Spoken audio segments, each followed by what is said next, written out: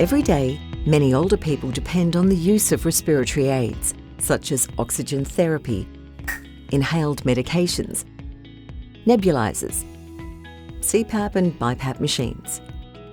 These devices are vital for people living with a breathing condition, and therefore it's also vital that care and clinical staff understand not just how to apply them, but how to ensure they're properly maintained and safely stored.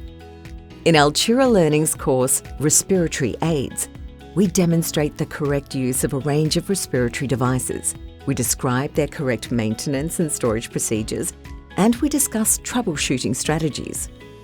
Understanding the use of respiratory aids is fundamental to the well-being of people in your care. It could mean the difference between life and death.